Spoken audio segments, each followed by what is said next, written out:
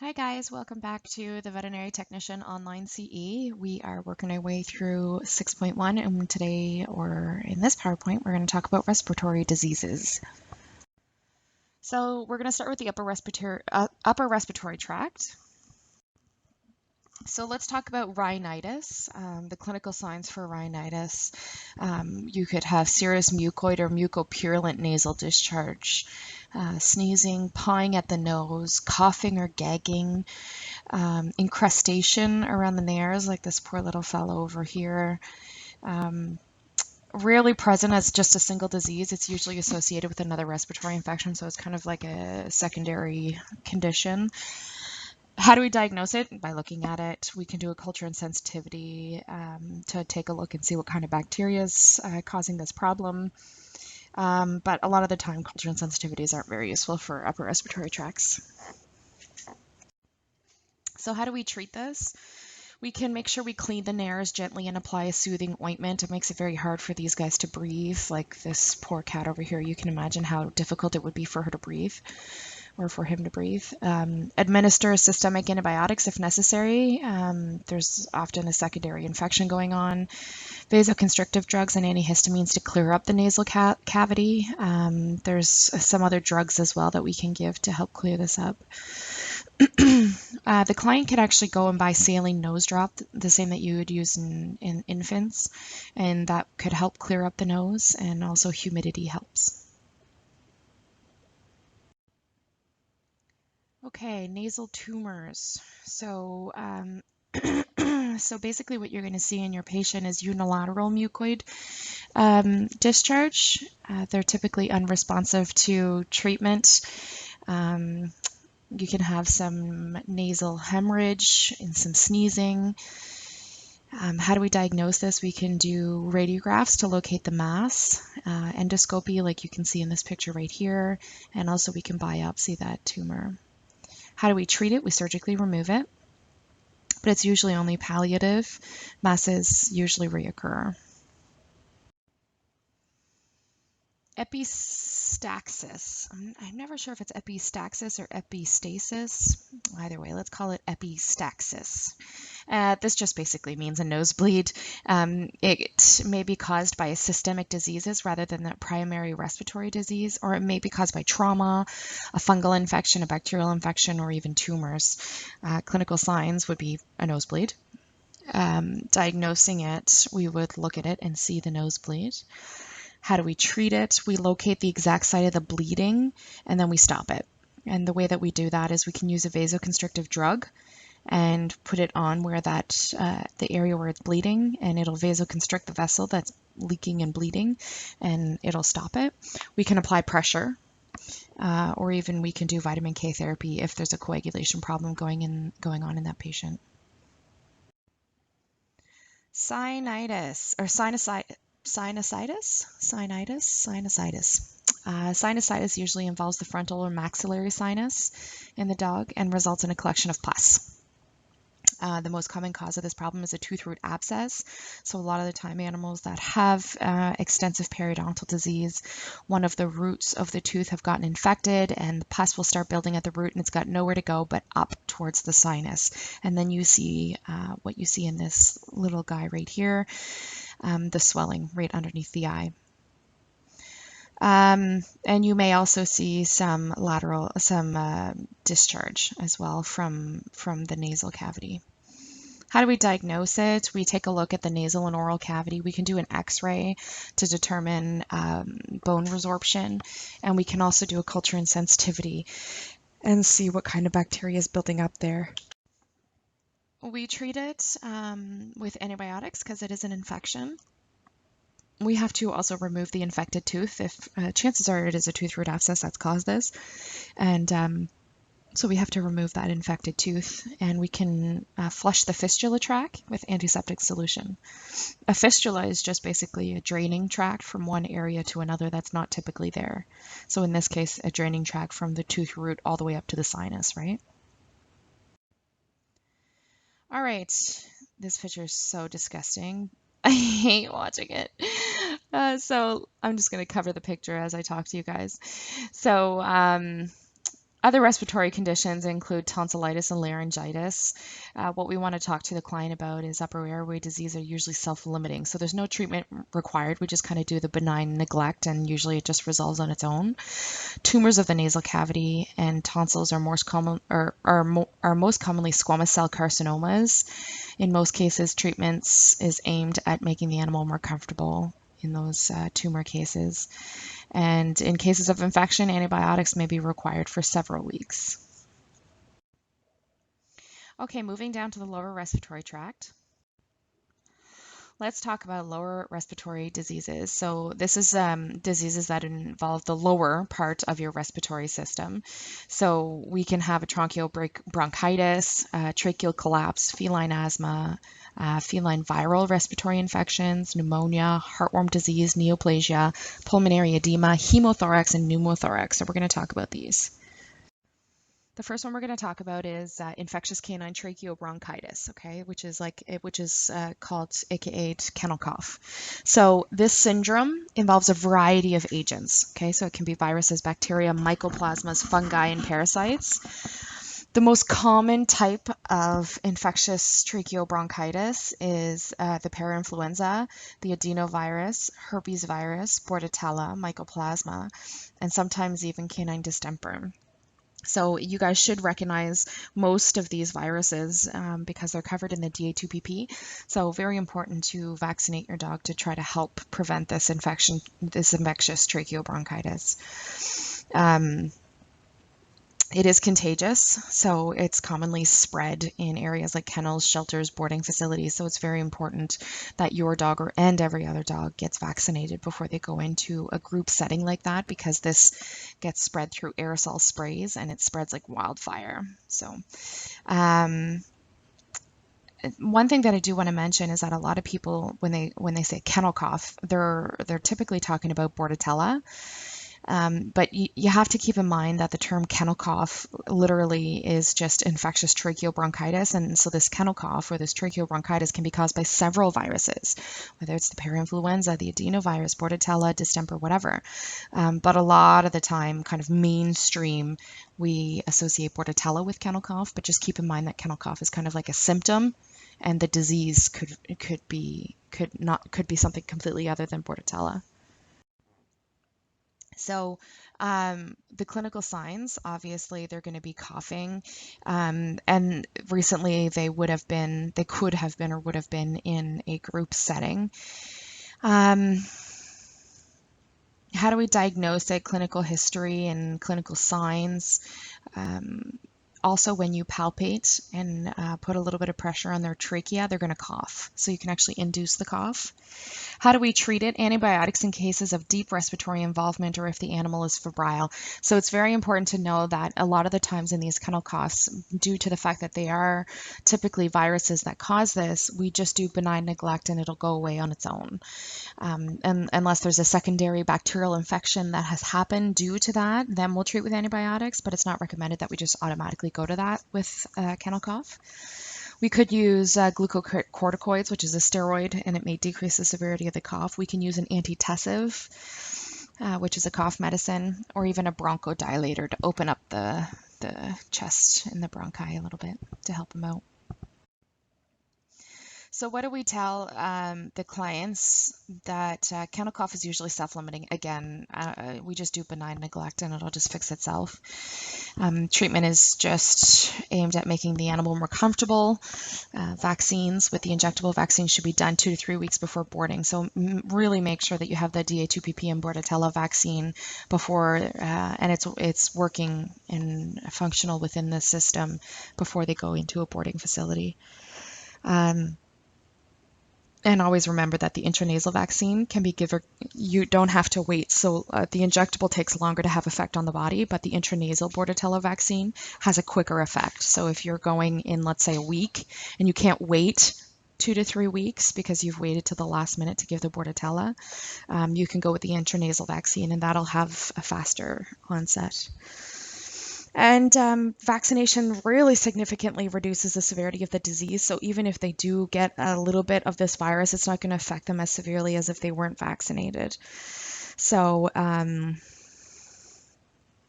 That's really this top picture. It looks like the dog's snarling, but that's what they look like when they have that hacking cough with kennel cough. It's very dramatic.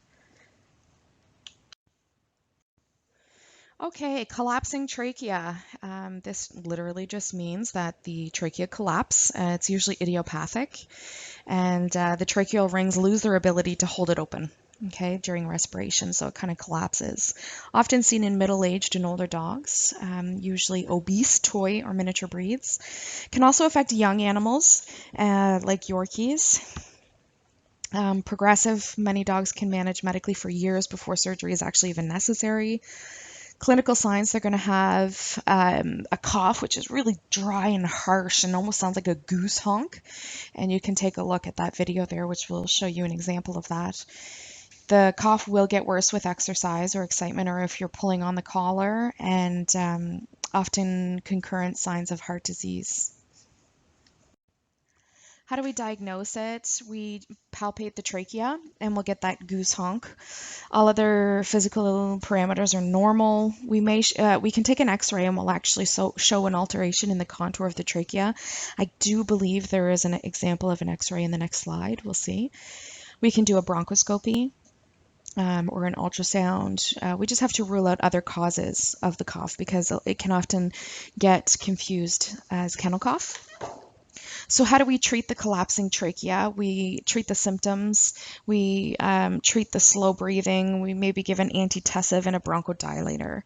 So this acts to decrease the intrathoracic pressure during expiration, with decreasing the collapsing of the tracheal membrane. So this here is showing you a tracheal collapse. You can see right there, right by the scapula, that the trachea goes down, right? And that's abnormal. It should be held open. So you can imagine the respiratory distress that this patient's in. As far as surgically treating it, we can keep the trachea open with the insertion of a prosthetic support, so artificial rings, or you can even apply like a mesh, like you can see in that picture there. Surgical correction involves a number of possible complications. It is a very complicated surgery. Placement of the stents does not affect the disease progression.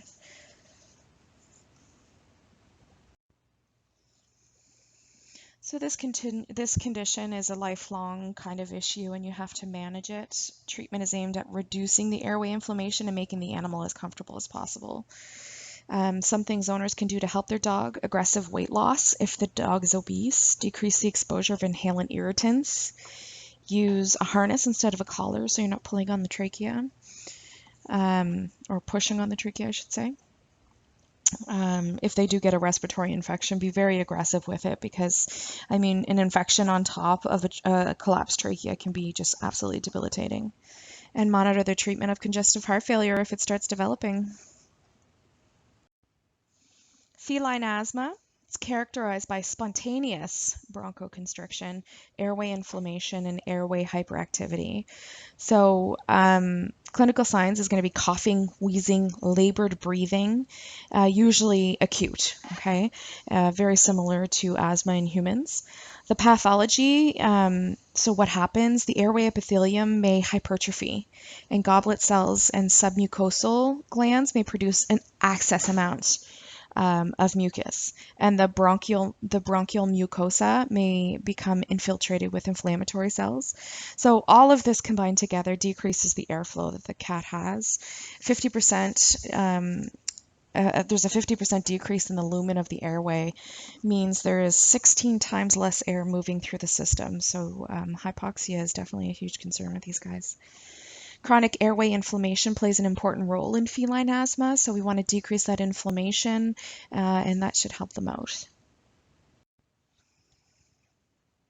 So what we're going to see in these cats with asthma is going to happen acutely, but it can become chronic. They are going to have a cough, and they're going to be wheezy and lethargic. So very important to know as a technician that when you're handling a dyspneic patient, whether it be an asthma cat or an emergency situation where we have hypoxia, cyanosis, and dyspnea, we have to be careful not to stress that animal out. Any kind of stress is going to further make them, it's going to make them even, their dyspnea even worse, and it can actually kill them. So you have to be really, really careful. And a lot of the time in clinic, situations like this do arise because we'll have an emergency come in, the patient's dyspneic and cyanotic, and then the doctor says, I want an x-ray, and then we bring them into the x-ray room and we try to take an x-ray, maybe laying them in dorsal recumbency, for example. That's usually seems to be the worst. And it stresses them out to the point where they just completely stop breathing. So we have to really make sure that we don't stress out these guys.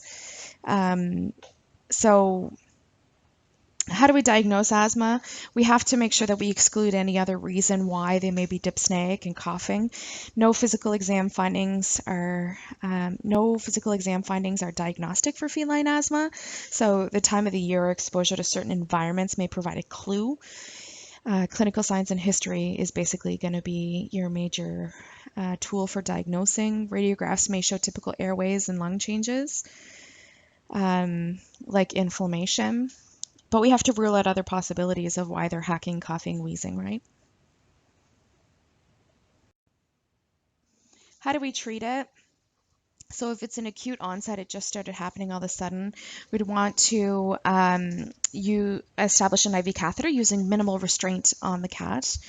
We can give a bronchodilator IV, and we could also give a short-acting steroid to help decrease that inflammation. We could give them oxygen. That's a good idea because they're going to you have to assume they're going to be hypoxic. And you can use another bronchodilator through nebulization if you want. If it's a chronic disease, you have to manage the airway inflammation with high doses of steroids, which, again, we have to be careful with long-term uses of steroids because it can damage the liver. So we are going to have to do blood work on these guys every 6 to 12 months to make sure that we're not doing further damage with the steroids. And we can use a bronchodilator like this guy here, is cute little inhalant for a cat. So the prognosis of the disease varies depending on the severity of it. If it's an allergen, we can decrease the exposure, and most cats do pretty well. Most cats with asthma require periodic medication, so with chronic asthma, you may need to be doing this long-term. Aggressive treatment at the vet hospital is needed for acute bouts of respiratory distress. And usually you can't cure them of this, but you just kind of try to help them out for the rest of their life. Feline viral respiratory infection. So even though vaccines are readily available, feline respiratory diseases caused by a virus continue to be a problem in house cats or even in facilities. So the two viral agents responsible for most respiratory problems that we see is the herpes virus and calicivirus. Those are the two upper respiratory issues that we see very, very commonly. So, feline herpes virus, which is also called feline viral rhinotracheitis, is very contagious from cat to cat, so you have to be careful that these guys are isolated from any other cat. There's a high morbidity and moderate mortality rate, so we have to make sure that we take care of this fairly quickly. Maybe extremely severe in young kittens because they're immunocompromised, right? So it will affect them way worse than an older animal that may have a good immune system. Infections can happen any time of the year, but the clinical signs are more severe in unvaccinated cats. That makes sense, right? Transmitted via through aerosolization, so sneezing or coughing or whatever, or by direct contact from the cats. Queens may transmit the disease to their kittens during grooming. The virus only survives about 24 hours in the environment, which is pretty good. Cats shed the virus for up to 3 weeks after the infection, so you have to make sure to isolate the animals for that long. And don't forget about the fomites, because they shouldn't be sharing dishes or anything like that because it can act as a transfer. So what happens is there's going to be an acute onset of sneezing, there's going to be conjunctivitis, purulent rhinitis, fever, depression, anorexia, ulcerated nasal planum, excessive salivation, abortion in pregnant queens, and corneal ulcers. So these are all very typical signs of upper respiratory infections, and we diagnose it basically based on the clinical signs. So how do we treat it? We do some supportive care. We give fluids if they're dehydrated. We want to administer an antibiotic if there's secondary bacterial infections, because remember, we're talking about a virus that's causing these problems, right? There is no medication to get rid of the virus. You just kind of have to let your immune system take care of it. But a lot of the time, secondary bacterial infections may happen because of it. So then we would give antibiotics to treat the bacteria. We could give a decongestant, antihistamines or whatever. Nursing care, we just keep them clean and comfortable, and don't stress them out. So let them stay cool, calm, and collected until they're feeling better. And yeah, and just vaccinate. That's the easiest thing. The prevention is key in this case, and just vaccinate. So it's like we tell the client, it's very contagious, so separate them from the other animals, or the other cats. Sorry, it's not contagious from to dogs, but just cats. Vaccinated cats may show mild clinical signs of infection, so they may still get the virus, but their clinical signs are going to be pretty mild. People can transmit this disease to other cats. So basically, the human acts as a fomite, right? So you have the virus on your dirty hands or your scrubs or something like that, and you can transfer it. So beware when handling these animals to wash your hands really well and maybe change your scrubs before going and handling the nice, healthy, happy, healthy kitten, right? You can try, a lot of these cats are going to be inappetent because they just feel like terrible. You can try warming up their food, because cats will, you can help entice the cat to eat by warming up their food, and hopefully that'll help them eat. And then make sure you disinfect the area, and yeah. So calicivirus, similar to the herpes virus, the calicivirus it happens acutely. It's very contagious from cat to cat. Ulcers are often seen on the tongue, so that's something that differs from the herpes virus, is that you could very well see ulcers in the oral cavity. Calicivirus is resistant to disinfectants, so even though the herpes virus, you can spray and disinfect the area to try to decrease the chances of spreading it, the calicivirus, you may not be so lucky, and it also stays active in the environment for several days. So you have to be aware of that. The morbidity of this disease is high, but the mortality is low. Clinical signs may appear year-round. Again, it doesn't matter what time of the year, and most severe in kittens 2 to 6 months of age because they're immunocompromised, right? Transmission occurs through direct contact with infected cat. Clinical signs: fever, nasal and ocular discharge, conjunctivitis, but the oral ulcers is typically going to be your indicator for it being calicivirus. They may have a pneumonia, acute arthritis in kittens, so you'll actually start seeing them limping, which is very particular to this condition, and they may have some diarrhea as well. So how do we diagnose this? We usually just by clinical signs. And how we treat it, we basically do supportive care. So just make them comfortable, and so we can also give them some antibiotics if there's a secondary bacterial infection going on. We may have to force feed these guys, because you can imagine with a mouth like that, you're not going to want to eat. And if they're dyspneic, we want to give them some oxygen and disinfect the environment using bleach. So the bleach itself is going to be more effective at controlling this, as opposed to another disinfectant kind of spray that we typically use. And just vaccinate your cat. Vaccines, vaccines, vaccines, right? Information for clients. It's very highly contagious, so separate them from the other cats. Clinical signs are usually going to last about a week. The ulcers may last a little bit longer. You can see how painful that must be for that cat over there, and you can imagine why they would be anorexic. Cats that salivate profusely can become dehydrated, so we have to be careful with that. Force feeding is most likely going to be necessary. If not, a soft food is definitely recommended. And vaccines is effective at preventing this. There is a severe acute systemic form of this disease known as a hemorrhagic calicivirus.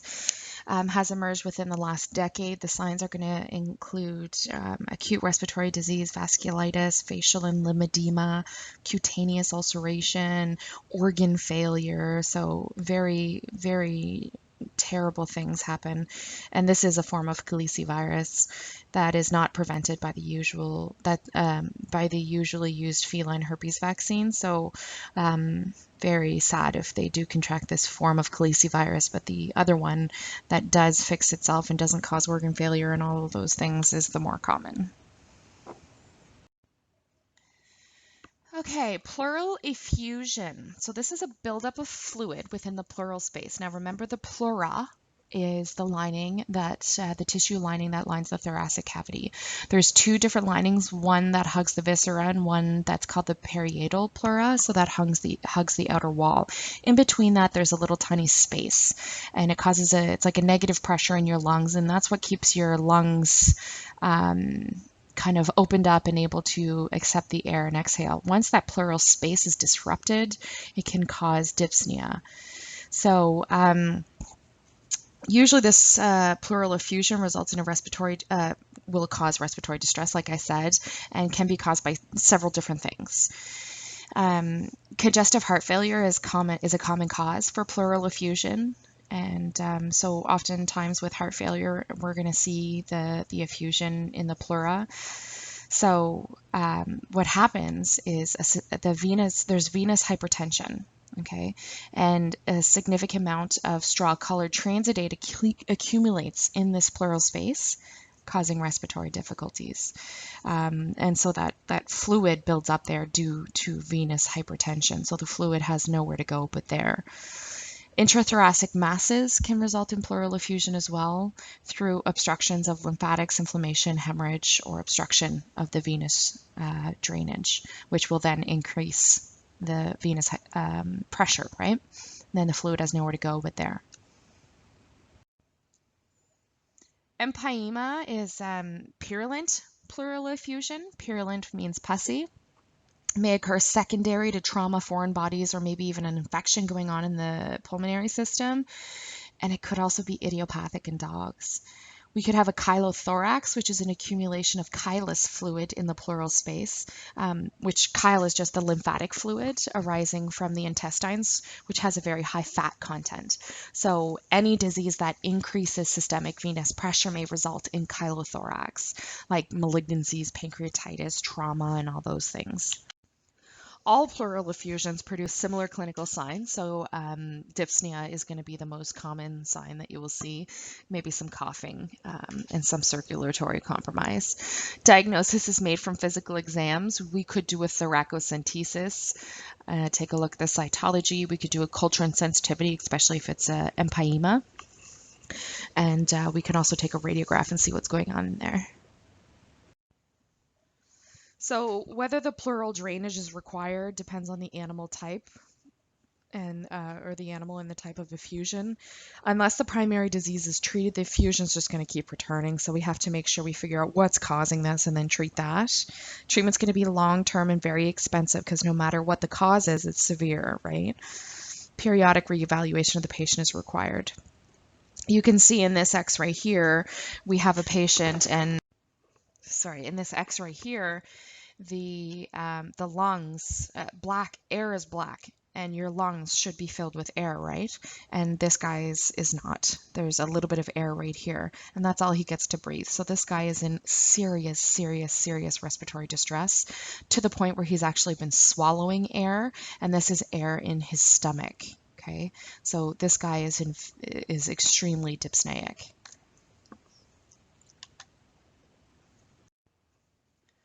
Okay, so what happens with fungal disease?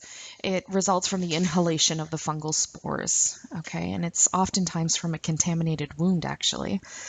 Fungi damage the host cells by releasing enzymes. So it's like it creates a toxin, right? And that's what it does in the respiratory system.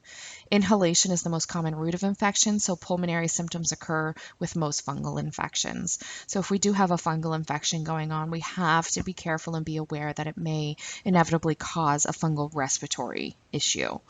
Treatment is often very long and relapses are very common. Fungal infections may disseminate to other organ systems, so in these cases the prognosis is usually pretty guarded.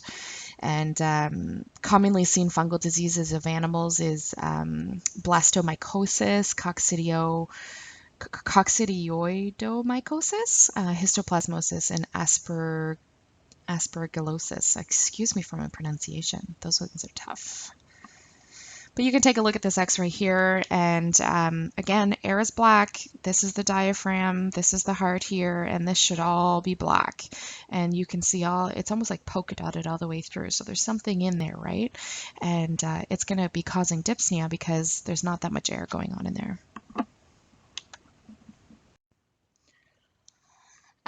Neoplasia. So with any kind of system that we talk about during this common disease module, cancer is going to affect any of them, right? And it can also affect the pulmonary system. So primary lung tumors are relatively uncommon. Usually what happens is that there's a cancer throughout the body and it actually metastasizes its way to the lungs.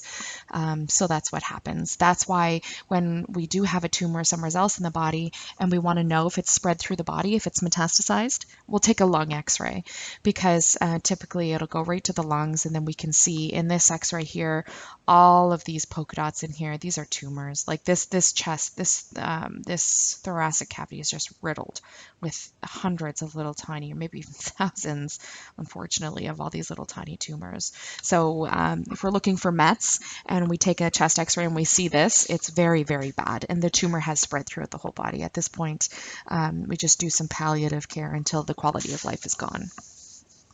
Most of the primary tumors seen are adenocarcinomas. So if the cancer actually did start in the lungs, they're adenocarcinomas. But again, it's very rare for us to see tumors that have actually started in the chest. They may metastasize to the lymph nodes or to your bones or brain or eye or whatever. But typically metastatic diseases is common. So primary thyroid or mammary tumors typically metastasize to the lungs. So those ones we have to be really careful. If we have a thyroid tumor or mammary issues, we'll see the metastases happen and end up in the lungs. But very important to know that any tumor is going to can result in metastasis, and lymphoma is commonly mets to the lungs as well. So we have to keep in mind with those kind of cancers. Prognosis for pulmonary neoplasia depends on the degree of tissue involvement, the metastases of the lesions, and lymph node involvement. So surgery is the treatment of choice for tumors that are resectable. In my experience in small animal medicine, I can't say I have ever seen surgery. Once we see an x-ray like this, it's a very bad prognosis, and I have personally, in 11 years of working in a small animal practice, I've never seen surgery be done to resect any tumors in the thoracic cavity. So very unfortunate.